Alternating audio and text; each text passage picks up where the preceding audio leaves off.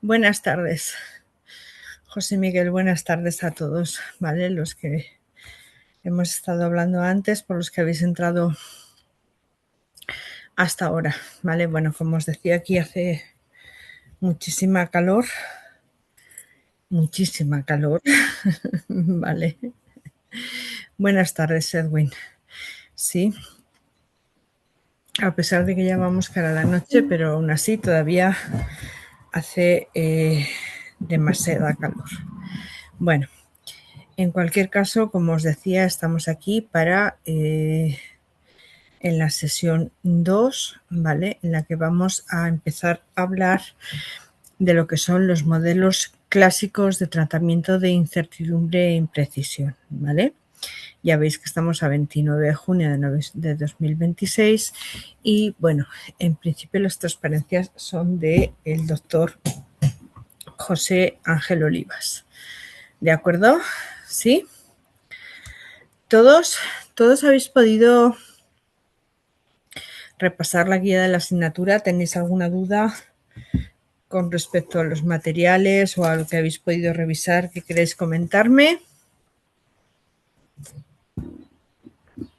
Con vuestro permiso voy a ir bebiendo porque esto es un sin vivir.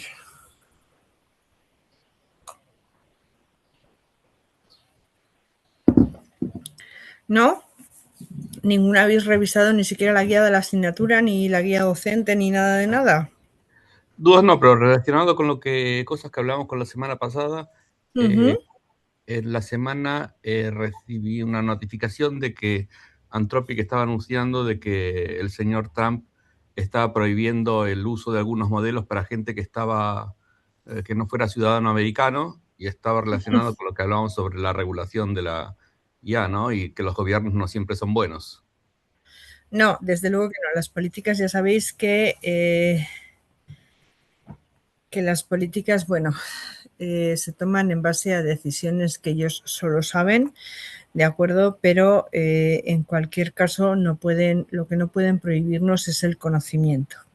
Lo que sí que hacen es muchas veces cortar ciertas capacidades de las herramientas que usamos. ¿De acuerdo, José Miguel? De acuerdo. Bueno, gracias, José Miguel. Bueno, Diego, no pasa nada, ¿vale? Ves revisándola, revisando un poco las videoconferencias. Hasta ahora solo tuvimos la tutoría colectiva inicial, ¿de acuerdo? David, me dices que hay un error en el portal. ¿Qué información no puedes visualizar?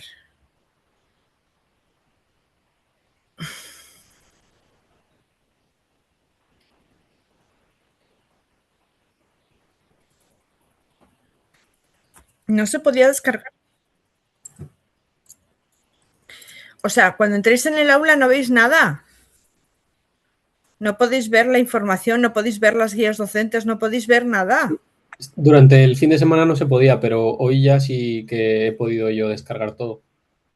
Vale, es que están actualizando los sistemas de la universidad, ¿vale? Porque de vez en cuando también nos mandan mensajes a los profesores de que a lo mejor por ejemplo, las Class Collaborate, las videoconferencias que tenemos, sí, a través del Class Collaborate, no funcionan me parece que es ni en el Chrome ni en el Firefox con las últimas actualizaciones.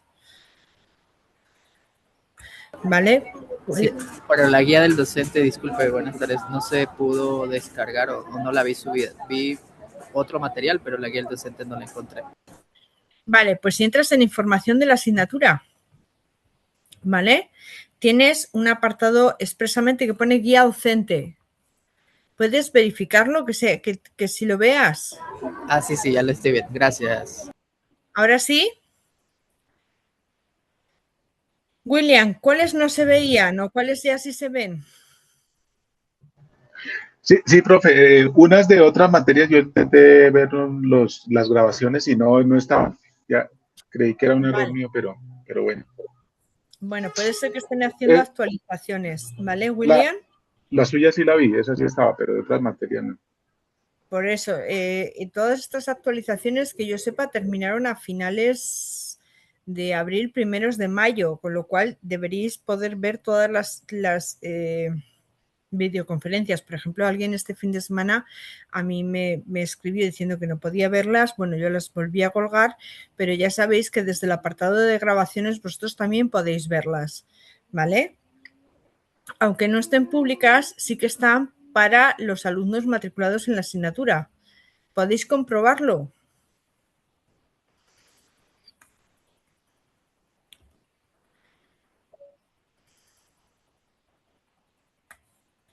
Además, perdón, esperar que es que se me ha ido aquí el enlace. Vale, yo normalmente, si os habéis dado cuenta, ¿vale? En la asignatura, dentro de la asignatura y dentro del contenido del curso, donde pone contenido de la asignatura, hay una carpeta donde pone sesiones de la asignatura.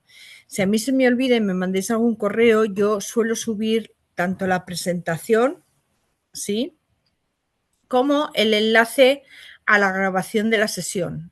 ¿Sí? ¿Lo podéis ver todos donde pone sesiones de la asignatura?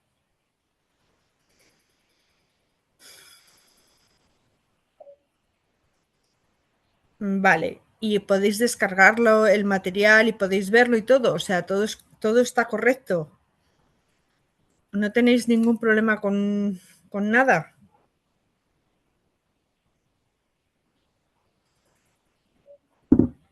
Vale. Esto es sobre todo lo que yo quería que verificarais estos días, ¿vale?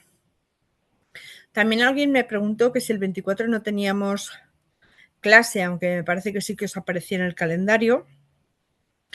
El calendario no lo programé yo, ¿vale? Pero el 24 ya sabéis que, como os dije en la sesión anterior, era festivo en Valencia, por lo tanto, no teníamos sesión de videoconferencia ni de clase ese día, ¿de acuerdo? Sí, pero a partir de ahora sí que todos los lunes y todos los miércoles vamos a tener clase, ¿correcto?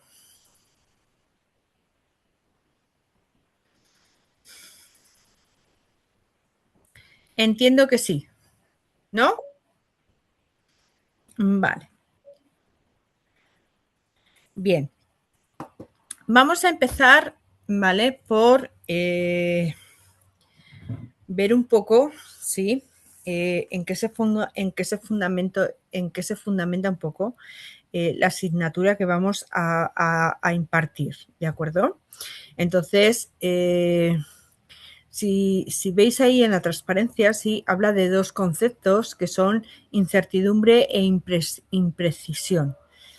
¿Alguien me podría decir cuál es la diferencia?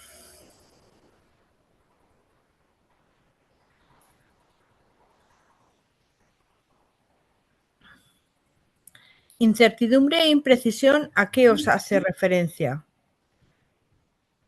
¿A sistemas de probabilidad, tal vez?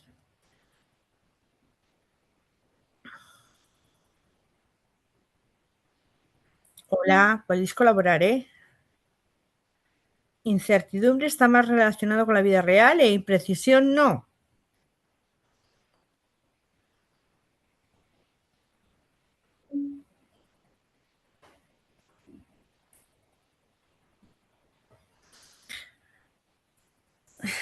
Bueno, realmente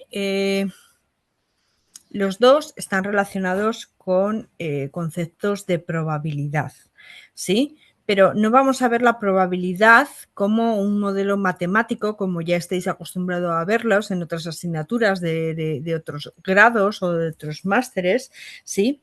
Sino que lo que queremos es ubicarlos un poco dentro de la asignatura o dentro de los sistemas, ¿sí?, de razonamiento aproximado. Y para ello tenemos que tener claros los dos conceptos de incertidumbre e imprecisión, ¿vale?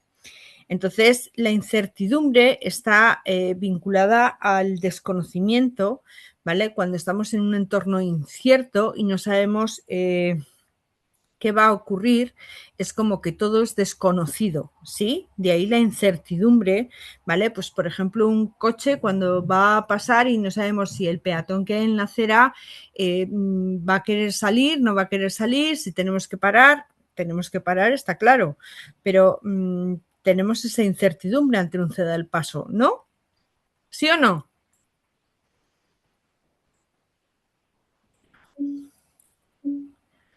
¿Vale? Sí, es un poco ese concepto, ¿vale? Y, sin embargo, cuando hablamos de imprecisión, ¿vale? Hablamos del lenguaje, ¿sí? Y con qué precisión los seres humanos hablamos. Por ejemplo, me refiero, os pongo un ejemplo, ¿sí? Si yo tengo una cinta métrica, ¿sí? ¿Cuál es el alfa conexión de esa cinta métrica? Es decir, ¿cuál es la menor medida que yo puedo obtener con esa cinta métrica?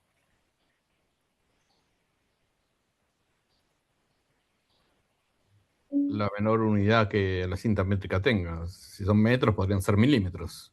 Exactamente, normalmente suele ser 1 milímetro, ¿sí? Suele ser el milímetro, no un milímetro, pero sí el milímetro, ¿sí?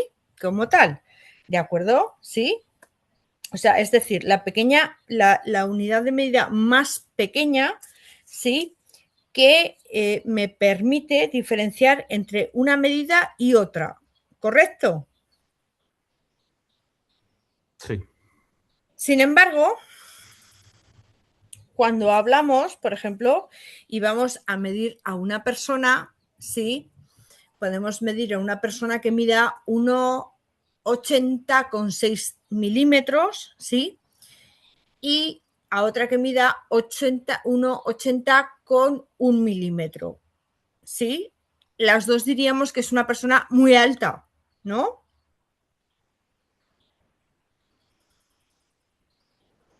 Pero en el lenguaje, el muy alto no es un sistema preciso, ¿correcto?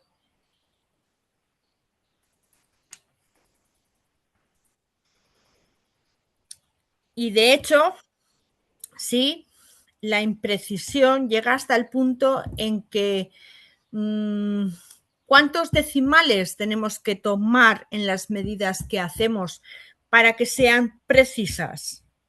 ¿Sí? Es decir, cuando tomamos la temperatura de un termómetro, ¿sí? ¿Con cuántas décimas o centésimas tenemos que medir la temperatura para ver que está subiendo o bajando? ¿Sí? O en una cinta métrica, hasta cuántos decimales, hasta menos de 1 milímetro, ¿cuánto tenemos que coger para decir que eso es preciso? ¿Sí? ¿Los errores que pudiera tener un dispositivo para medir están dentro de eso también? Claro, entonces dependerá un poco del error que tengamos, sí, pero seguirá habiendo imprecisión, ¿sí? ¿Por qué? Porque ¿cuántos decimales podemos tener? ¿Sí? Cuando hablamos de pi, ¿hasta cuántos decimales llegamos para operar? ¿Me explico? ¿Sí? Sí. Entonces, la imprecisión se refiere no solo al lenguaje, sino a la medida que nosotros obtenemos, ¿sí? Y a la precisión. Y la precisión, pues nunca va a ser suficientemente preciso porque siempre vamos a poder utilizar muchos más decimales de los que usamos. ¿Sí?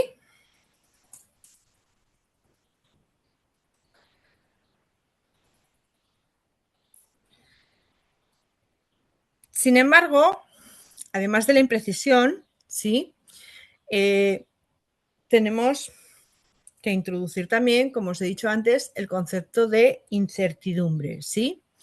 De lo desconocido, ¿sí? De cuando uno se encuentra en un ambiente donde no sabe. Pero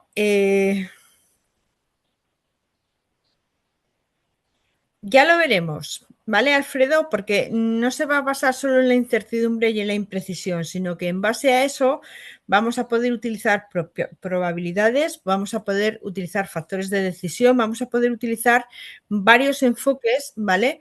Para determinar después nuestro sistema borroso, ¿sí? Porque lo que vamos al final a querer desarrollar es un sistema de lógica borrosa. ¿Sí?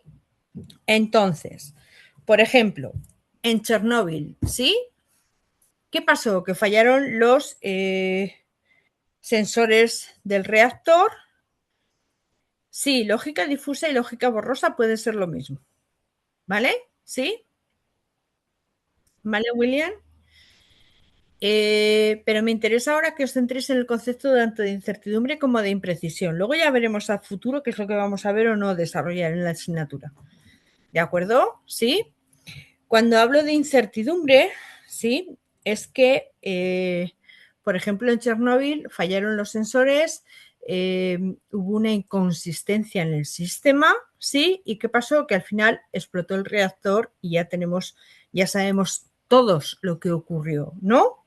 ¿Sí? A eso se llama incertidumbre. ¿De acuerdo? ¿De acuerdo? ¿Sí? Os pongo otro ejemplo. ¿Sí? Por ejemplo, el vuelo del Air France, ¿sí? El que fue el 447, me parece que fue, que volaba desde Brasil hasta París, ¿vale? Normalmente estos aviones, sí, lo podéis encontrar en catástrofes aéreas en la Wikipedia, incluso lo podéis buscar ahora mismo, ¿sí? Entonces, estos sistemas de los aviones seguían por los GPS, pero también por unos medidores de presión que son los pilot tubes, ¿sí? Os lo escribo. A ver, esperar.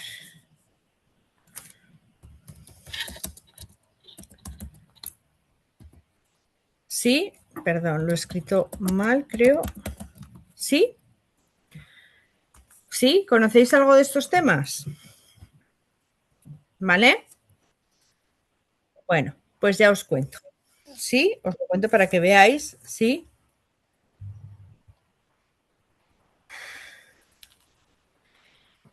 Sí, el tema es que el GPS, llegado al punto del Ecuador, ¿sí? Se encontró con una tormenta, entonces imaginaos que venían de que hubiera pues aire frío en la zona de Latinoamérica del Sur, porque entonces estaban en el invierno, ¿sí? Y venían de la parte de Madrid que podían estar a 50 grados por ser verano o por ser una época calurosa, ¿sí?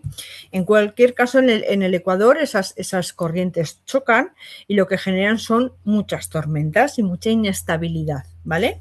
Normalmente siempre que voláis de un lado a otro, en esa zona, ¿sí? Hay mucha inestabilidad y se generan muchas tormentas, ¿vale?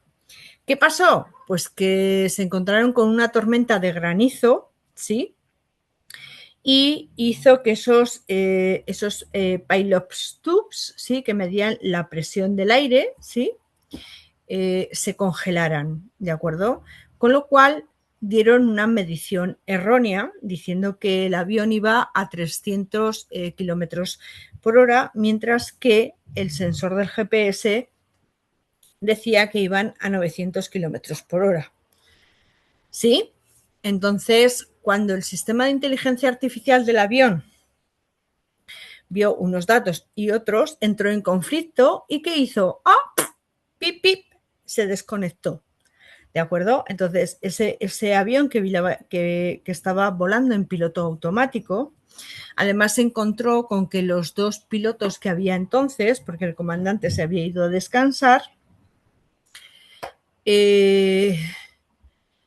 pues uno pensó que había que ascender y el otro pensó que había que descender, que era el que sabía y que tenía más conocimientos, porque cuando el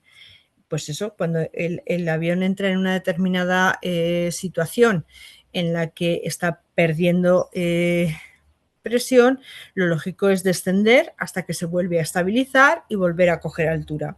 Pero el otro copiloto o el otro piloto que había, sí, decidió que no. ¿Sí?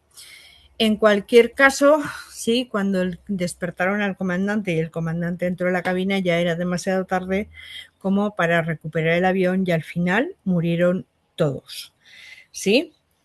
Esto, el sistema de inteligencia artificial, en lo que entró es en qué, en inconsistencia, ¿vale? Sí, que es una de las bases en las que nos vamos a basar, ¿sí? En la consistencia de los sistemas, ¿de acuerdo? Y ahí entró en inconsistencia y ante la inconsistencia se desactivó y dejó el manejo al piloto humano, ¿sí? En vez de tomar decisiones, ¿sí? A esto es a lo que llamamos incertidumbre, ¿sí?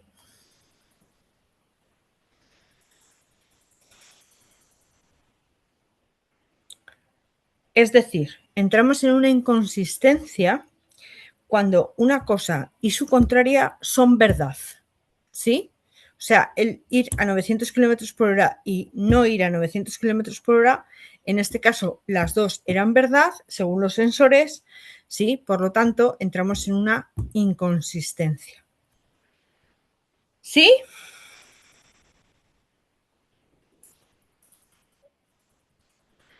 Vale, pues entonces los esquemas del conocimiento no contemplan la incertidumbre hasta ahora, ¿sí? Inherente a la experiencia humana. Entonces, estos esquemas o estos esquemas de representación han de ser complementados con sistemas de representación de la incertidumbre. De manera que el conocimiento queda representado por un esquema de representación y un método de representación de esa incertidumbre. ¿Sí? ¿Hay alguna definición formal de incertidumbre e imprecisión en el contexto en el cual los estamos trabajando? Pues ahora mismo no te lo sabría decir, pero te los puedo buscar. ¿Vale? Digamos, lo que diga la RAE sería apropiado. No sé si lo que diga la RAE, ¿vale? Pero te los busco, ¿vale? ¿Sí? Sí. Espera que me lo apunto.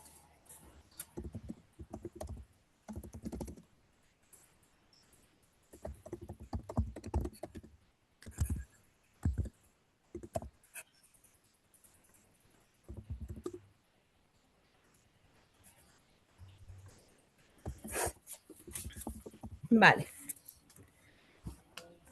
Continuamos. ¿Sí? De hecho, hoy mi idea es que empecemos a hacer ejemplos de lo que es la probabilidad, ¿sí? De la probabilidad bayesiana, sobre todo orientados a las percepciones, ¿sí? De los seres humanos y que a partir de ahí podamos ir modelando cosas, ¿de acuerdo? ¿Sí? Entonces, ejemplos cotidianos, como os dice ahí, de incertidumbre e imprecisión, ¿vale? Pueden ser en un diagnóstico médico, ¿sí? Porque no es raro que un médico ponga un tratamiento a un paciente a partir de unos síntomas ambiguos, ¿sí? Por ejemplo, puede ir con tos y fiebre y puede diagnosticar que es gripe o que es COVID o que es neumonía, ¿sí? No sabemos, ¿vale? Pero tiene que diagnosticarlo en función de lo que le está diciendo el paciente, ¿sí? O me duele el cuello y tengo algo de malestar. Pues siguen siendo síntomas ambiguos, ¿sí? ¿Entendéis? Entonces, lo que hacemos es, el médico lo que hace es entender frases del lenguaje un poco entre líneas y en base a ese entendimiento que está realizando, lo que hace es tomar decisiones, pero la información sigue siendo imprecisa o incierta. ¿De acuerdo? ¿Sí? ¿Todos hasta aquí? Sigo. La incertidumbre, sobre todo, ¿vale? Se debe a muchas causas. A una insuficiente experiencia, como le pasaba al piloto del avión, ¿sí? o a una inadecuada representación del conocimiento, ¿sí? O a que la información es poco fiable, ¿sí? O que no está completa, ¿vale? O a la inexactitud inherente al lenguaje. ¿Sí? ¿Dudas hasta aquí?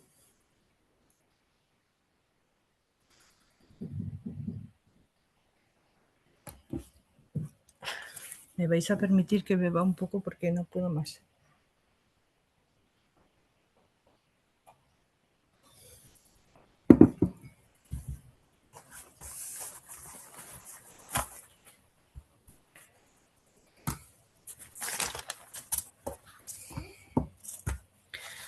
Perdón. Uf, es que la calor es impresionante. ¿No hay dudas? ¿Todo bien hasta aquí? No, la imprecisión es imprecisión y la incertidumbre es incertidumbre, ¿vale? Y son las dos causas, ¿vale? O los dos conceptos que vamos a tener en cuenta, ¿vale? Para tratar los datos. No, no es lo mismo, Javier. ¿Sí? No es que la imprecisión genere incertidumbre, no, la incertidumbre se genera por una inconsistencia normalmente, ¿sí? Y la imprecisión es la que usamos en el lenguaje o en las diferentes medidas que tomamos. ¿Vale? ¿Sí? ¿No hay dudas por ahora? ¿Todo claro?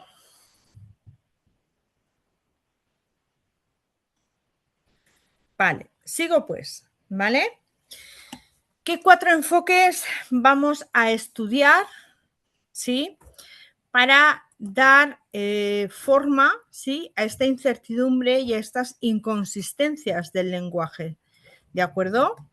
Bien, empezaremos por lo que es la teoría de la probabilidad bayesiana, que yo creo que todos la conocéis, ¿sí? Si habéis usado sistemas bayesianos o de redes bayesianas o habéis usado alguna cosa de estas, ya todos la conocéis, ¿sí? ¿Todos lo conocéis? No, bueno, pues ahora la veremos en detalle para que veáis luego cómo aplicarla, ¿vale? Al razonamiento aproximado. ¿Sí? También veremos qué son eso de los factores de certeza, ¿sí? Y cómo se usan y cómo se emplean de cara. ¿Vale? Sí. La probabilidad de Bayes, exacto. Pues eso es lo que vamos a hacer, un pequeño repaso, ¿vale? Tampoco le vamos a dedicar mucho tiempo, pero sí hoy le vamos a dedicar algunos ejemplos, ¿vale? Para que veáis cómo funciona. ¿Sí? Seguidamente, lo que vamos a ver son los factores de certeza, ¿sí? Veremos la teoría de la evidencia o de Dempster-Shafer, ¿sí? Y finalmente veremos el capítulo ya final de lógica borrosa. ¿De acuerdo? ¿Sí? ¿Todos hasta aquí? Vale. Seguimos pues. Vale. Entonces, la incertidumbre del conocimiento, ¿sí? Se modela muchas veces con probabilidades, ¿vale?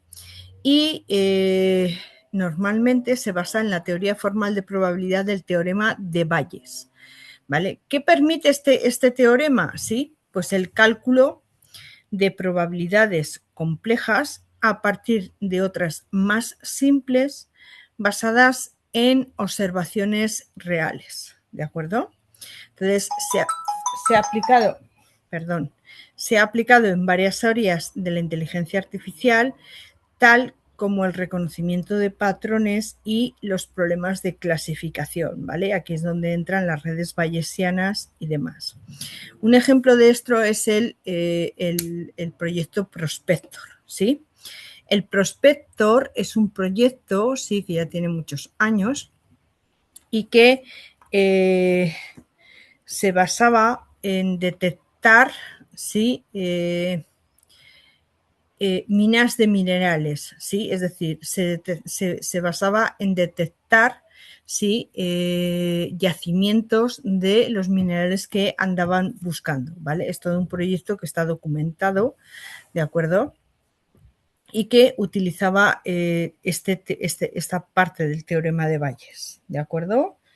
¿Sí? Esto lo podéis, hay un... Esperar que me lo... Creo que es Duda et al, ¿sí?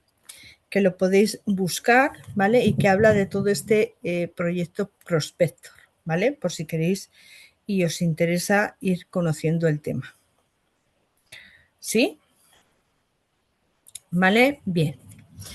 Entramos ya un poco en lo que es el tema, en lo que es la temática, ¿sí? Y entonces nos dice que la probabilidad condicional de los sucesos E y H, ¿vale? Siendo E la evidencia y H la hipótesis, es decir, la probabilidad de que ocurra esa hipótesis en base a esa evidencia, se puede interpretar como la relación causa-efecto entre E y H, ¿sí?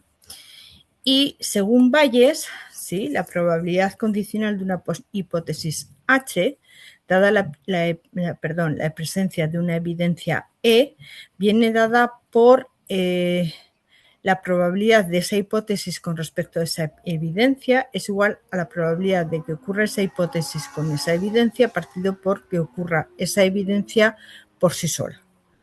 ¿Sí? O lo que es lo mismo lo que tenéis aquí. ¿Sí? ¿Esto sirve para modelar la incertidumbre o para modelar el conocimiento? Esto es la probabilidad de una relación causal, ¿sí? Teniendo una evidencia, ¿sí? Para modelar incertidumbre o para obtener conocimiento. De momento no lo vamos a utilizar ni para incertidumbre ni para conocimiento, porque simplemente estamos viendo causalidad, ¿sí? Sí. La primera parte de la probabilidad, sí, que es la probabilidad de Bayes, sí, nos habla sobre todo de la causalidad, ¿de acuerdo? ¿Sí? ¿Qué probabilidad hay de que tenga gripe si tengo tos, por ejemplo? ¿Sí? Nos habla de causalidad, ¿vale? Pero si seguimos estando hablando de incertidumbre, ¿vale? Porque si nosotros vamos al médico y le decimos que tenemos tos, el médico tiene que ver si teniendo tos yo tengo probabilidad de tener gripe. No sé si me explico, José Miguel. Sí, está claro. ¿Sí? Estamos hablando primero de causas y efectos, ¿sí? De esa relación entre cómo modelamos esa imprecisión y esa incertidumbre del lenguaje y de la situación, ¿vale? Porque la incertidumbre la provoca la situación y la imprecisión lo provoca el lenguaje, ¿sí? Por decirlo de alguna manera. ¿Sí? Sí. ¿Vale? Entonces, bueno, pues ya vemos que lo que tenemos que hacer es aplicar esta fórmula, ¿sí? Bien, vamos a verlo con un ejemplo, ¿de acuerdo? ¿Sí? Por ejemplo, un médico sabe que la meningitis provoca una rigidez en el cuello del paciente, digamos, la mitad de las veces, ¿sí? El 50%, ¿sí? Y conoce también los siguientes hechos incondicionales. Que la prioridad a priori de que un paciente sufra meningitis es de 1 entre 50.000 y la probabilidad a priori de que algún paciente padezca rigidez del cuello es de 1 entre 20. ¿Sí? Entonces, si S representa la proposición de que el paciente padezca rigidez del cuello y M la proposición de que el paciente tenga meningitis, tenemos que la probabilidad de la rigidez del cuello a partir, de que esa rigidez del cuello provoque meningitis es del 0,5, la probabilidad de meningitis es de 1 entre 50.000 y la probabilidad de rigidez del cuello es de 1 entre 20. ¿Sí? Si aplicamos la fórmula anterior, ¿sí? Tenemos que multiplicar el 0,5 ¿sí? Que es la probabilidad de tener o de sufrir meningitis simplemente por la rigidez del cuello, ¿sí? Por la probabilidad de sufrir meningitis, partido todo ello por la probabilidad de sufrir de rigidez del cuello, ¿sí? ¿Podría explicar en lenguaje natural mejor la probabilidad condicional, el significado de la probabilidad condicional? Cuando dice P de S barra M, ¿qué significa exactamente? Sí, la probabilidad de sufrir meningitis teniendo rigidez de cuello, ¿sí? La PM es la probabilidad de meningitis y la probabilidad S es la probabilidad de rigidez del cuello, ¿sí? La de S sobre M es la de teniendo rigidez del cuello podemos tener meningitis, ¿sí? Sí. ¿Me sigues? Sí. Vale. Espera, os busco otro ejemplo, ¿sí? Y os dejo que lo hagáis vosotros, ¿vale? Por ejemplo,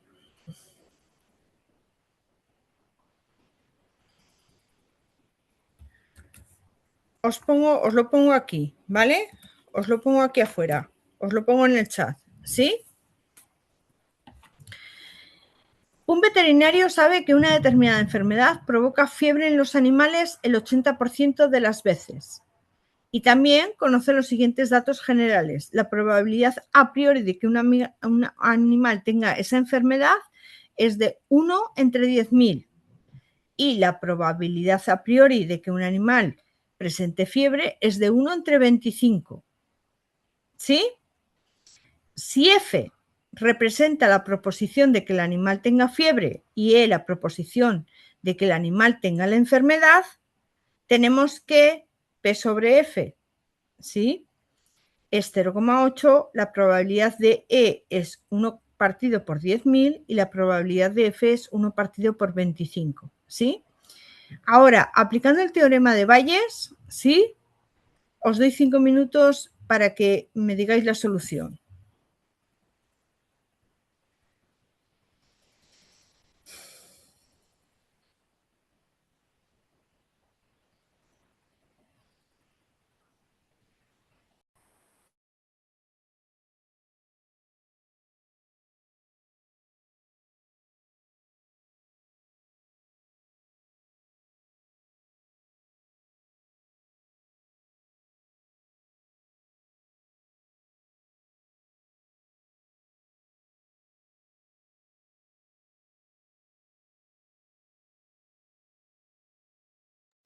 Vale, José Miguel, ahora dejamos que lo terminen los demás, ¿vale? ¿Sí?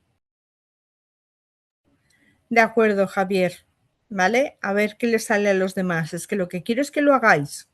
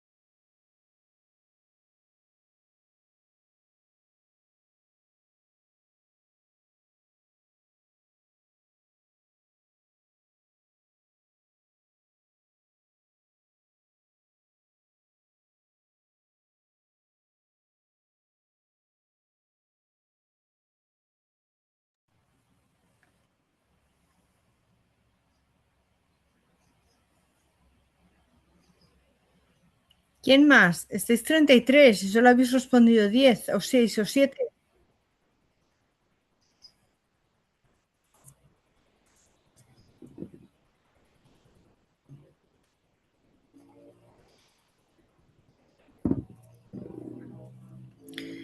Exacto, ¿vale? Yo os doy la solución, ¿vale? Por lo tanto, la probabilidad de que el animal tenga la enfermedad sabiendo que tiene fiebre es del 0,02, ¿de acuerdo? Lo mismo que la probabilidad de tener meningitis sabiendo que tiene rigidez del cuello solo es del 0,2%. Por lo tanto, no podemos asegurar nada. ¿Sí? ¿Sí me seguís?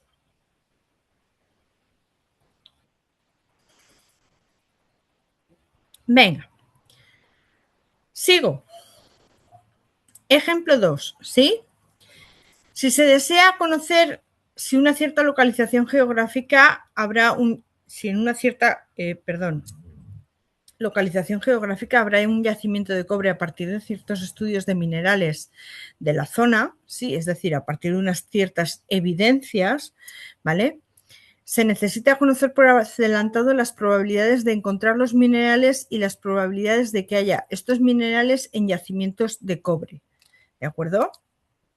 Con estos datos podríamos estimar la probabilidad de encontrar un yacimiento de cobre tal como manda o como dice el proyecto Prospector, ¿sí? En el artículo de Duda et al. ¿Sí?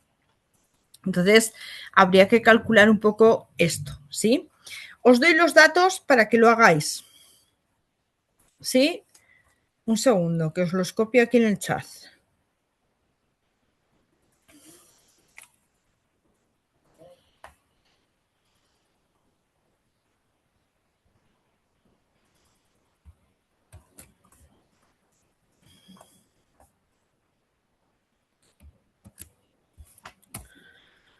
Os doy 5 minutos para que lo calculéis.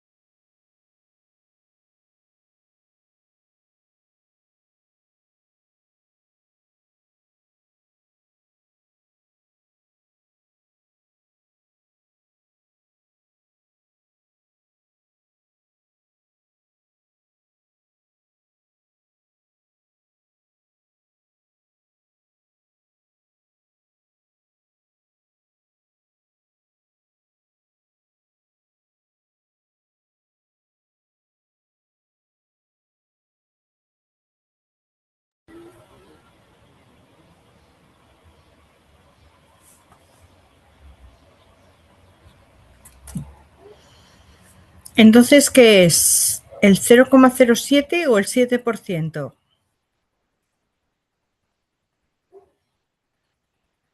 ¿Vale? Bien, pero al final los datos tenemos que darlos en porcentajes, ¿no? Pues mejor un 7% que un 0,07, ¿de acuerdo? ¿Sí?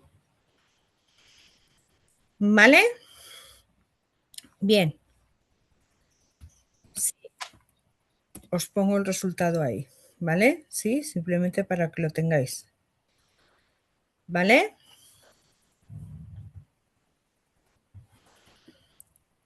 Bien, seguimos. Pero, ¿qué pasa si en vez de tener una evidencia, sí, tenemos dos? ¿Vale? Ya no tenemos solo un síntoma, sino que podemos tener dos. Bueno, pues la probabilidad cambia, ¿sí? Es decir, la probabilidad condicional de una hipótesis H, imaginaros que la H es, gripe, ¿sí? O COVID, ¿sí?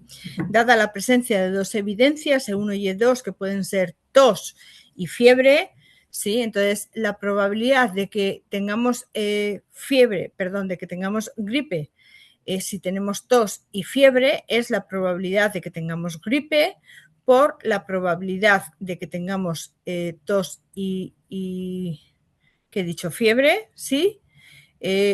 Sobre la gripe o partido por la probabilidad de que tengamos solo tos y fiebre, ¿de acuerdo? ¿Sí?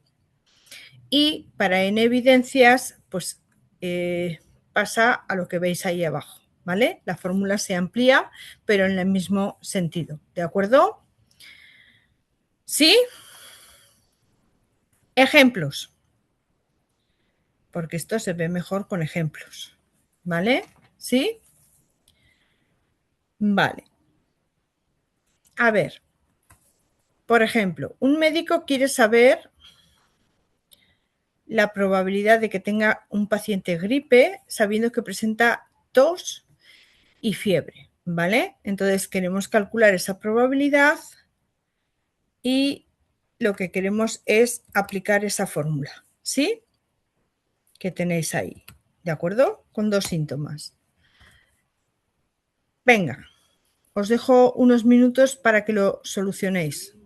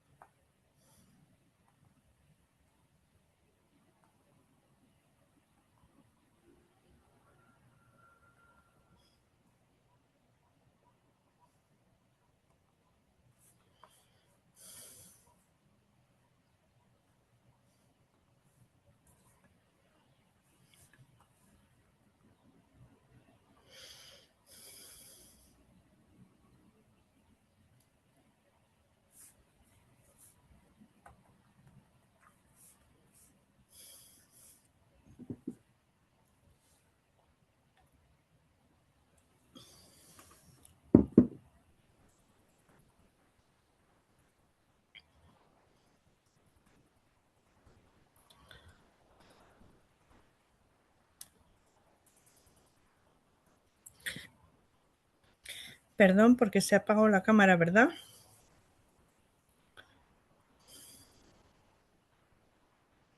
Bueno. ¿Alguien más? ¿No? Vale, pues esta sería un poco la solución, ¿sí? Y como muy bien apuntabais, sí, sería de un 46, sí, es igual. Redondeando un poquito, Raúl, quedaría lo que estamos diciendo, ¿vale? Como decía Edgar y como decía Laura también, más o menos, o sea, todos más o menos esta vez en 46,67, un 46,7. ¿De acuerdo? ¿Sí? Vale. Otro ejemplo. ¿Sí? Os pongo el mismo ejemplo, pero con otros datos. A ver qué os parece, a ver cómo lo lleváis. ¿Sí? Entonces, si yo digo que ahora el médico dice esto,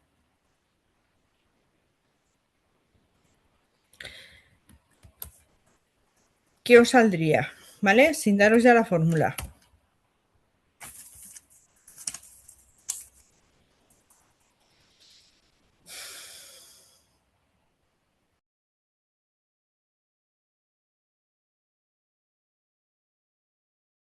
Os dejo 5 minutos para que lo vayáis probando.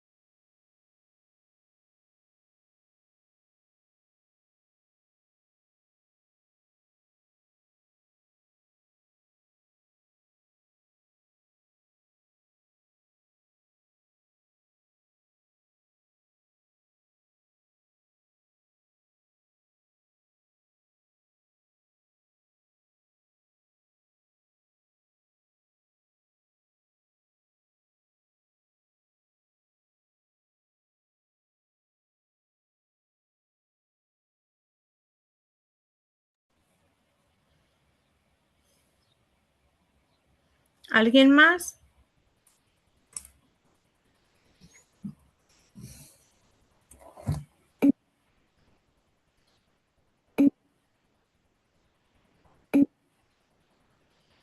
Vale, a todos os da lo mismo, ¿vale? Bien.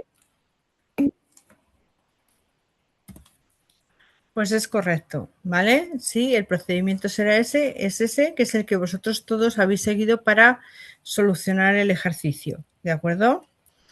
Pero, ¿y si ahora os digo que os pongo un ejemplo en el que en vez de tener 2 evidencias tenemos 3? A ver, un segundo.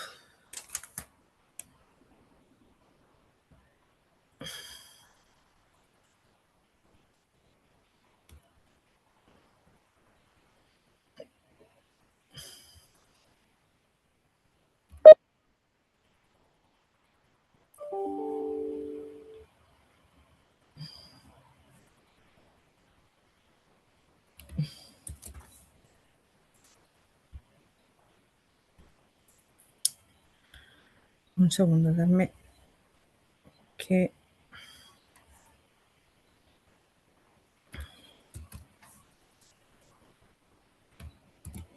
A ver.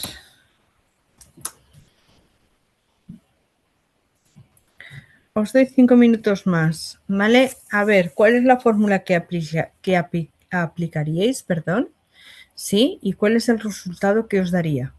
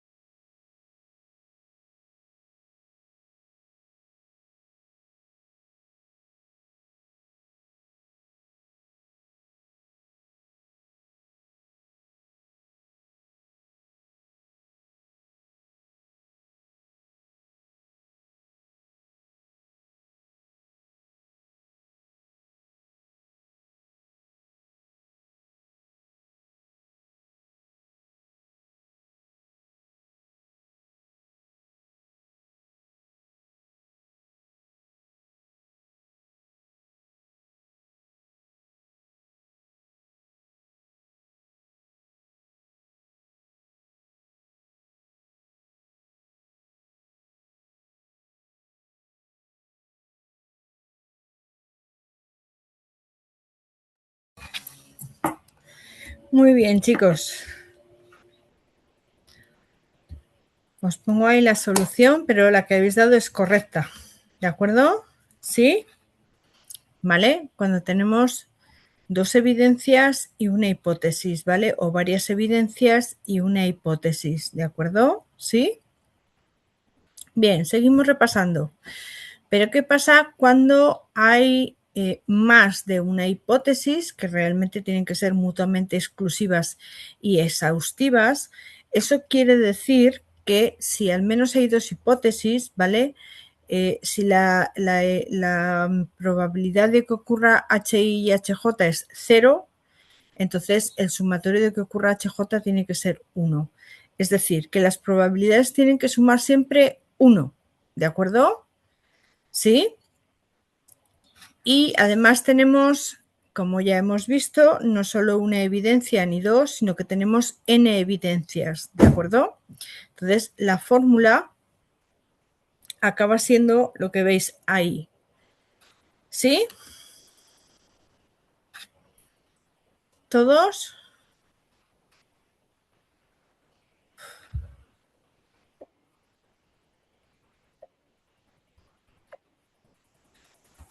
Vale. Entonces, vamos a ver un ejemplo. ¿Sí? Sean las evidencias E1 igual a soltero, E2 igual a ingresos altos y E3 igual a joven, ¿vale? Esas son las tres evidencias, que seamos solteros o que tengamos ingresos altos o que seamos jóvenes. Y en función de esas evidencias, sí, hay dos, tienen que soportar estas dos hipótesis, ¿sí? O ser inversor de alto riesgo o ser inversor de bajo riesgo. Teniendo en cuenta en que H1 y H2 son mutuamente exclusivas y exhaustivas. ¿Vale? ¿Sí? ¿Todos? Vale. Entonces, seguimos repasando. ¿Vale? Las percepciones de un experto financiero viendo sus registros, ¿vale? Estima, sí, según sus percepciones, ¿vale? Las siguientes, que la probabilidad de que sean inversores de alto riesgo, me parece que era la primera, ¿no? Sí, que sean inversores de alto riesgo es de 0,3 y de que sean de bajo riesgo es de 0,8. Entonces, la probabilidad de que sean solteros y inversores de alto riesgo, lo he dicho bien, de alto riesgo, sí, es de un 0,6 y de que sean, uy, se me va la memoria, solteros, sí, y de bajo riesgo es un 0,4. Si os dais cuenta, todas las probabilidades suman 1, ¿lo veis? ¿Veis que todas las probabilidades suman 1? 0,3 más 0,7 es 1, 0,6 más 0,4 es 1, 0,2 más 0,8 es 1 y 0,5 más 0,5 es 1, ¿sí? Y entonces se pretende predecir el perfil de los inversores de mayor y de menor riesgo, ¿de acuerdo? ¿Sí? Bueno, aquí está las fórmulas. Yo os propongo que lo hagáis vosotros, ¿vale? Partiendo de esta fórmula que tenemos aquí. ¿Sí? ¿Os atrevéis?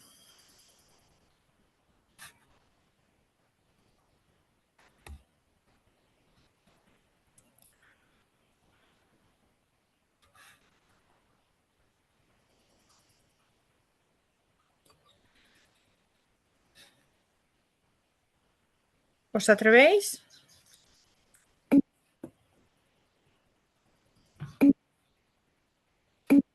Vale, los datos los tenéis aquí.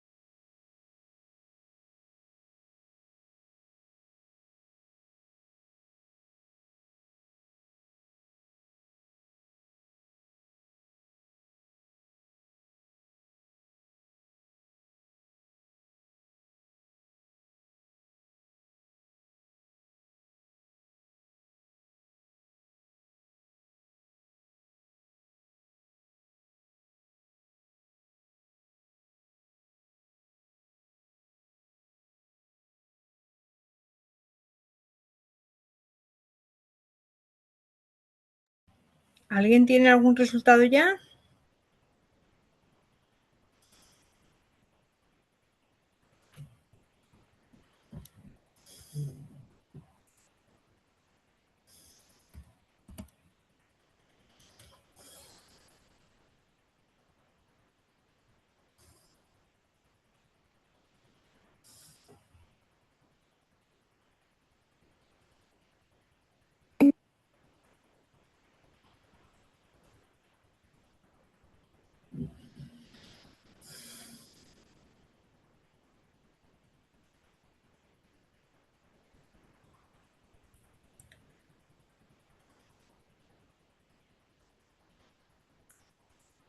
Sí, Laura, se aproxima mucho, ¿vale? Se aproxima mucho, ¿vale? Sí, no exactamente, pero os aproximáis, ¿sí? Entonces, ahí tenéis un poquito el cálculo paso por paso, ¿de acuerdo? La cuestión es que al final, sí, gana la hipótesis 2, ¿vale? Que es la situación más probable con la presencia de 1, E2 y E3, porque sale un 0,6, un 0,86. Y con E1 y E3 también porque sale un 0,6 sobre un 0,4.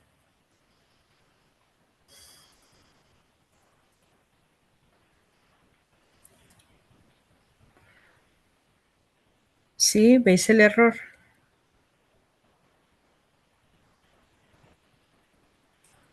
¿Veis cómo lo ha calculado?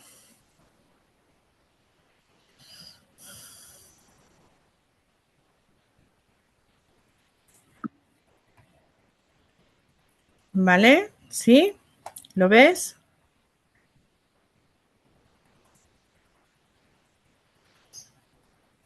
Venga,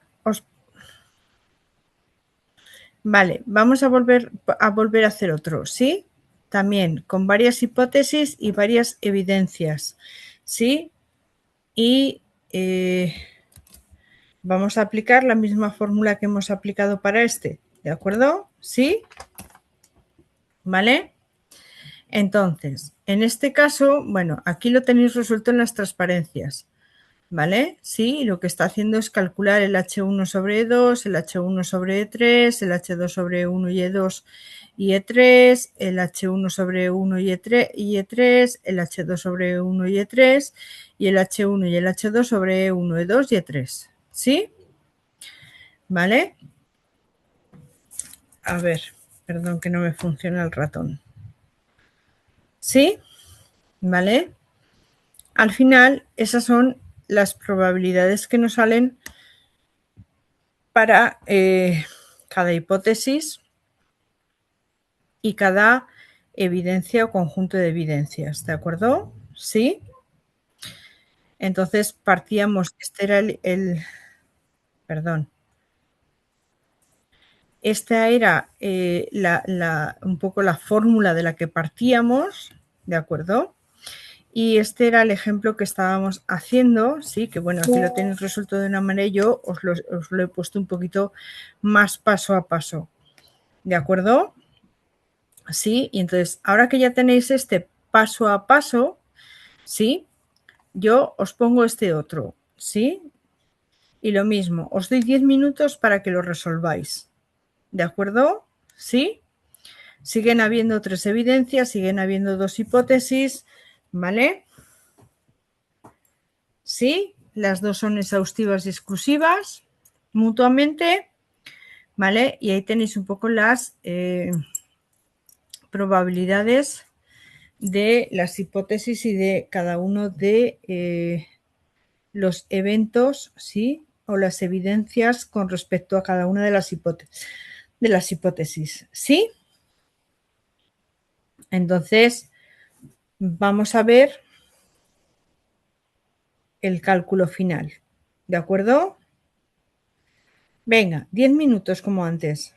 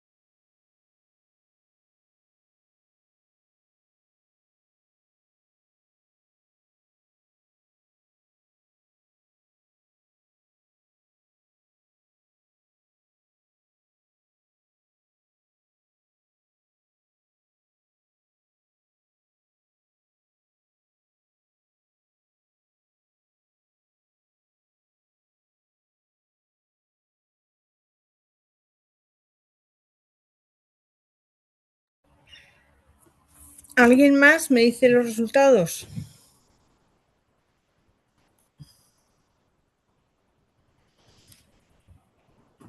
¿Alguien más ha estado haciéndolos?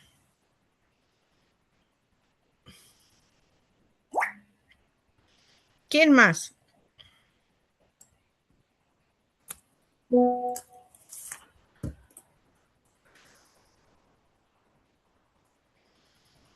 Venga, que estabais todos trabajando. ¿Quién más?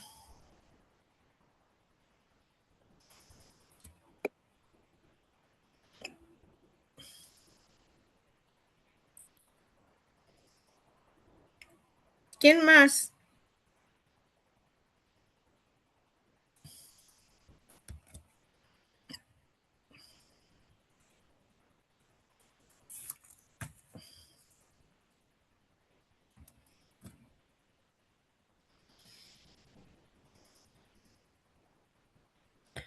Laura, ¿cómo vas?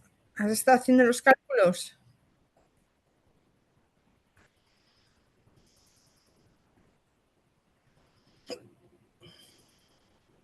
¿Quién más? Más o menos. ¿Qué te da?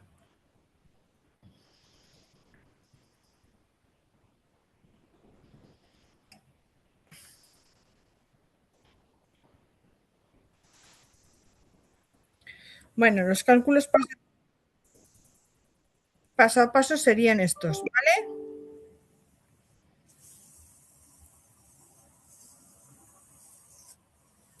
Revísalos un poquito, Javier, con los que yo os he mandado, pero ¿vale? Para que veas un poco cómo está haciendo los cálculos. ¿Sí? ¿Cuál es el proceso? ¿Sí? Bien. Sigo hacia adelante, ¿vale? ¿Sí? Bien, hemos estado calculando las probabilidades con el teorema de Bayes, ¿vale? Pero a pesar de todo lo que hemos visto, sí, tenemos varios defectos de este enfoque probabilístico, ¿vale? Y es que uno, es necesario saber un número importante de probabilidades, sí, tanto de hipótesis como de las evidencias sobre las hipótesis, ¿vale? Y estos valores no siempre son fáciles ni de conseguir ni de estimar. ¿De acuerdo? Las probabilidades en general requieren muestras muy representativas, o sea, no vale cualquier muestra en la que basarse, ¿de acuerdo? Por otro lado, cuando nos basamos en probabilidades, si se descubren nuevas evidencias que condicionen esas hipótesis, hay que reconstruir todas las probabilidades de nuevo, ¿sí? Es decir, tendríamos que volver a hacer todos los cálculos de nuevo, ¿de acuerdo? Además, es muy difícil que ocurra la independencia de las hipótesis, ¿vale? Muy difícil, ¿sí? Y además, este enfoque asume que la presencia de una evidencia A para una hipótesis C también afecta a la negación de la misma, y eso no siempre es así, ¿vale? No necesariamente en todos los dominios, ¿vale? Que tengamos una evidencia que afecte a la hipótesis, ¿vale? Afecta también a la negación de la misma, ¿sí? Por ejemplo, en medicina, la presencia de un síntoma no sería una evidencia de que soportase a la vez la existencia y la no existencia de esa enfermedad al mismo tiempo. ¿Sí? Perdonad porque me ha dado hipo y supongo que es de tanto beber. ¿Sí? Bueno. Sigo. Bueno, no sigo. Porque entraríamos ya en los factores de certeza y eso lo vamos a dejar ya para el próximo día. ¿De acuerdo? ¿Sí? ¿Todos hasta aquí? ¿Sí? Muy denso el tema de hoy. Muchos números, muchos cálculos.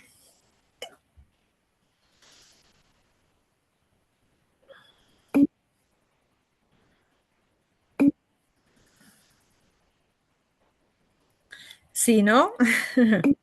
Bueno, pues nos van a salir por las orejas, Laura, ¿vale? Porque nos toca todavía muchos cálculos, muchos ejercicios, sí, que al final nos van a llevar a la lógica difusa.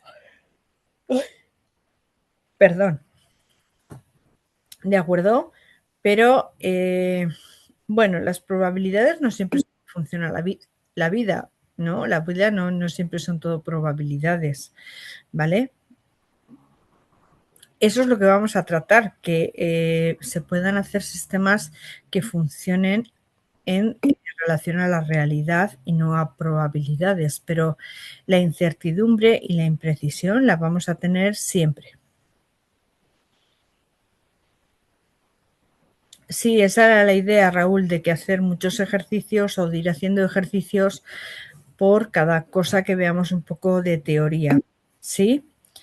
Porque así vais pudiendo ejercitar lo que yo os estoy contando y aplicar esas fórmulas para que veáis exactamente las probabilidades que está dando.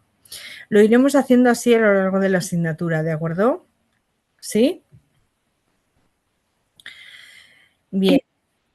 ¿Dudas, preguntas que queréis hacerme?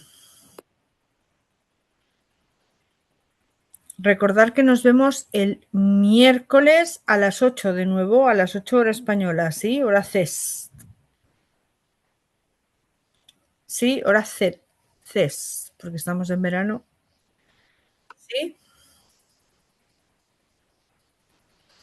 Sí, pero bueno, luego veréis que las cosas hay que tener en cuenta determinadas peculiaridades y no se nos pueden pasar los detalles, ¿vale? ¿Sí? Hay pequeños detalles que hay que tener en cuenta y si se nos pasan, entonces sí que acabamos en un sitio que no queremos. ¿Sí? Bueno, me espero a que salgáis todos de la sesión. Lo dejamos aquí por hoy. Y nos vemos el miércoles a las 8 hora española. ¿De acuerdo? Buenas noches a todos o buenos días, ¿sí? Los que estéis al otro lado del océano, ¿sí? Que vaya muy bien. Y a ver si baja un poco este calor porque esto es insoportable.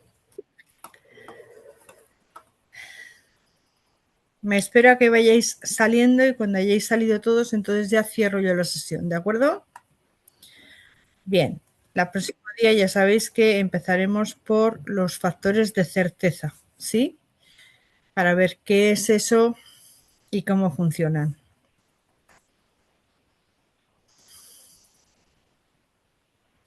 Alfredo, Edgar, Guido, Miguel Ángel.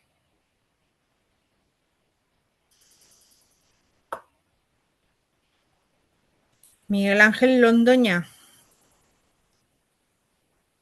¿Salimos, por favor?